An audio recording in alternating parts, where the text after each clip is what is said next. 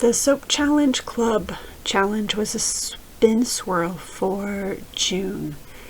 This technique is done in a slab mold typically, and as you can see, you are it's kind of like a column pour in some respects, but you're doing lots of different spots and creating a pattern. You could probably do this with different type pours as well. I think this is just the standard that most people use. So you can see that I chose 3 colors: orange, green, and dark green. The dark green also has coffee grounds in it to give it some texture. I was using watermint and clementine from Candle Science, and these colors just, I felt, went together. So that's why I picked them. I am pouring, you can see, in different spots, and the more I pour, the more muddy it kind of gets as the colors were mixing together a bit. At the end, I just made sure to pour really lightly on top to get more distinction, which worked. Once I finish pouring all of the colors, I am then going to spin this mold. I don't know if you can see, but my mold is sitting on top of a Lazy Susan so that I can spin it. My soap only fills the mold halfway as well, because when you spin, the soap does like to kind of push up around the sides, and obviously you don't want it to overflow. So things to consider when or if you ever do this technique. You probably don't want your soap going completely to the top of the mold. It's going to make it hard to spin. So now that these are basically done, I'm just gonna spin it until I can basically kind of get this pattern to displace.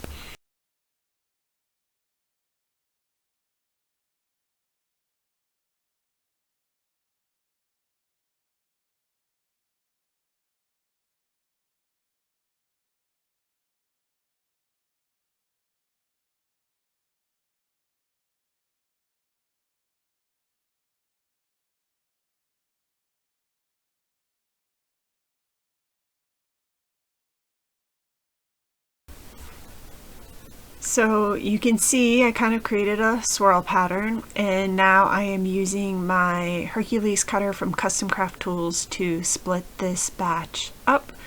I'm getting 9 bars out of it, so I am cutting them vertically right now to split it, and then I will cut them into individual bars. So I mean, it's interesting. I actually like the inside, like what you can see of the sides of the bars. With all the layers and everything. I think it's kind of cool looking, even though the top is kind of the focus of the technique. I think you get some interesting inside patterns too. There wasn't anything overly special about these bars. I did bevel the edges to kind of clean them up. I was not in love with them. I mean, it's fine. It did what it was supposed to, but the colors just got a bit too muddied, and I kind of wish that I had more orange to balance out the greens, because I felt like the orange got a little bit lost.